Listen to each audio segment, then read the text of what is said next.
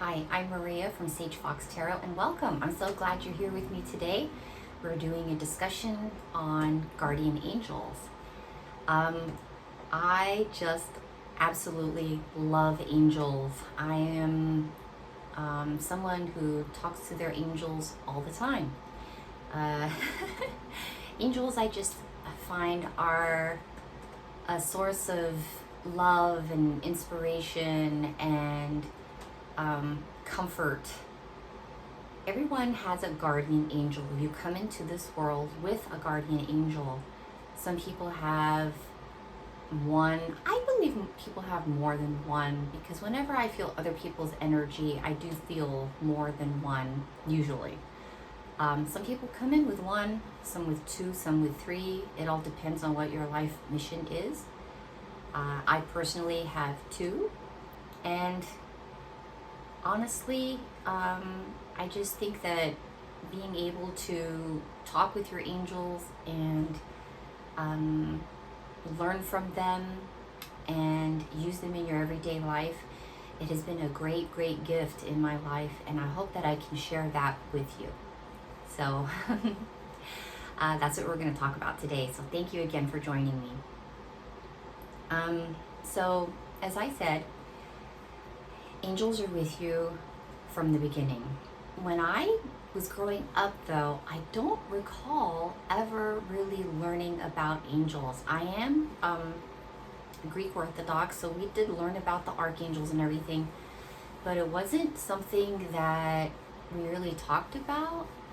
We celebrated Jesus and Mother Mary, and that was pretty much the focus, and the archangels, but it was never really something that we talked about, guardian angels. So honestly, I really didn't get to know my guardian angels until I was an adult in my 30s. So my first experience was actually when I was 19, but I didn't realize it then that was an angel. I was in a very scary situation, okay? And I don't know how to talk about this, but okay, so I was walking home alone at night. Not a smart thing to do. It was on a college campus, my first year of college.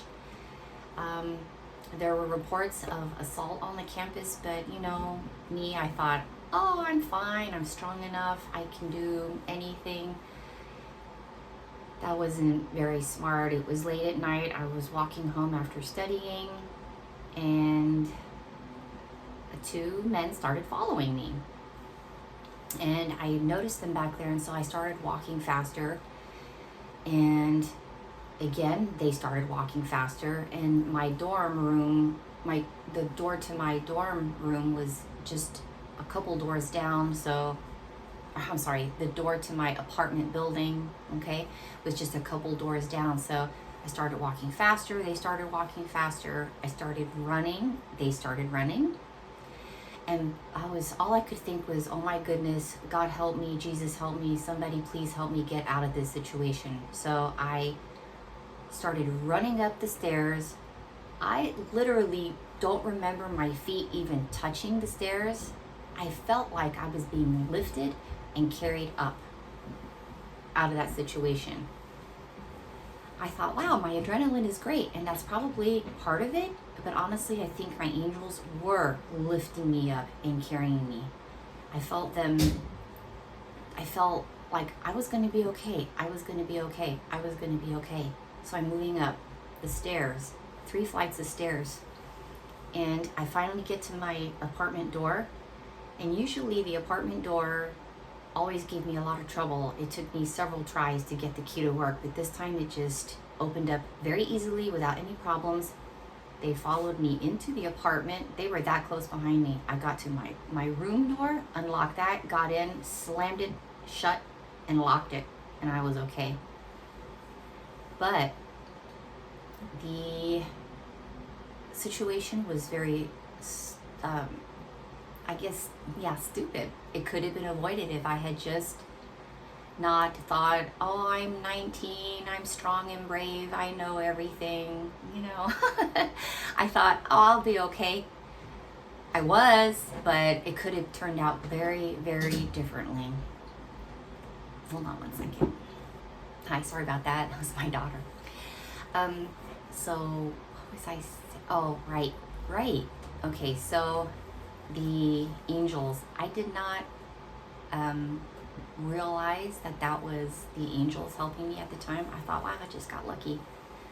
I called to God for help and He helped me. But the way I felt lifted, I honestly, to this day, I believe it was probably Archangel Michael and my guardian angels.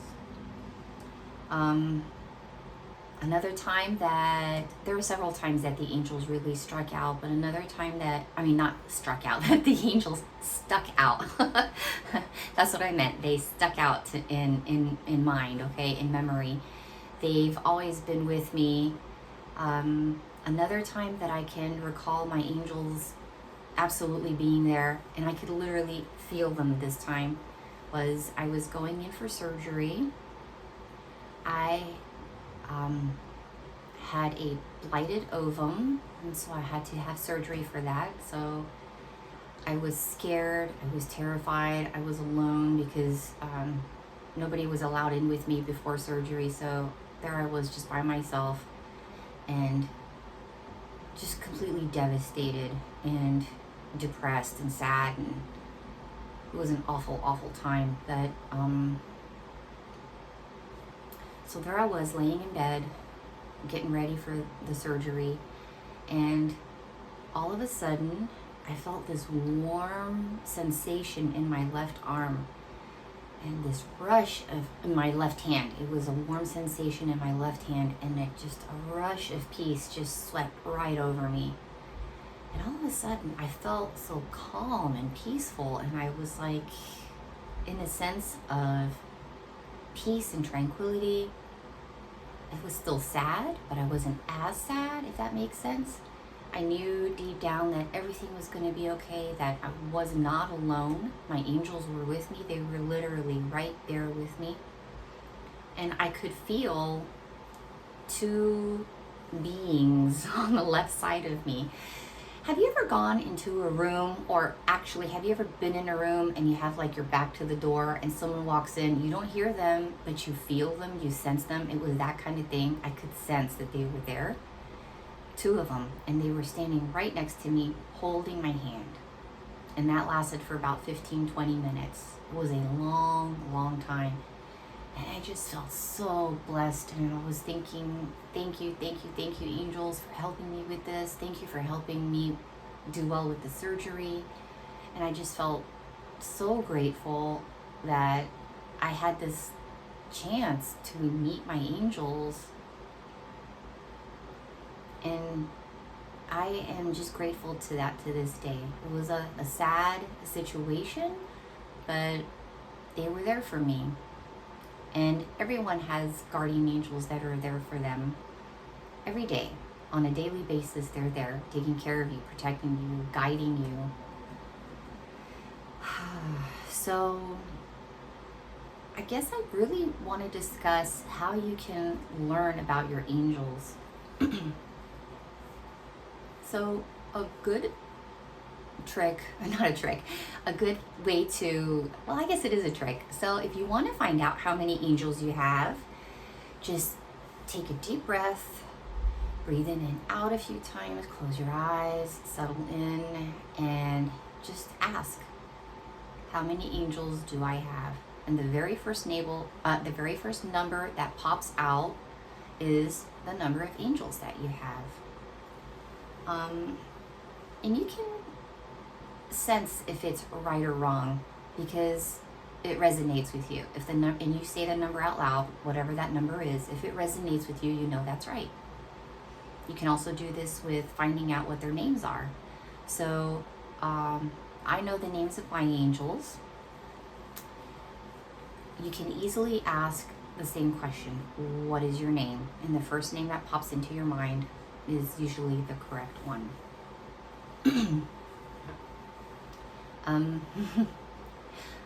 I believe that they're there whether you know their names or not. From the very beginning, they're there with you.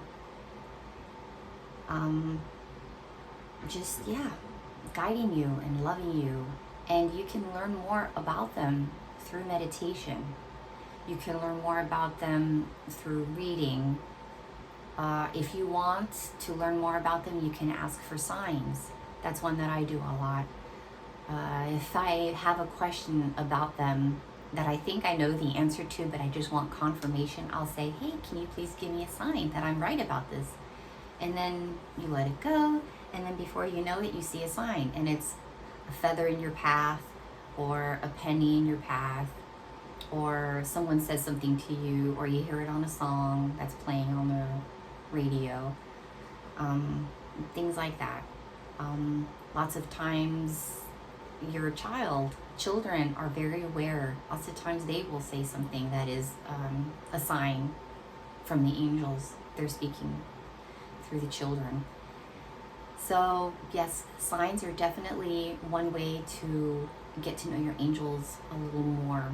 And there are many, many books on this subject. There are also lots of ways to get to know them besides meditation and books. I find that if you sit in nature, you can hear them a little bit better, or at least that's the way it is with me. I don't know what it is, but when I'm outside, I don't know, my mind is clear and I just feel the wind on my face and I hear the birds chirping and I just feel calm, and you can very easily hear your angels talking to you when you're outside in nature.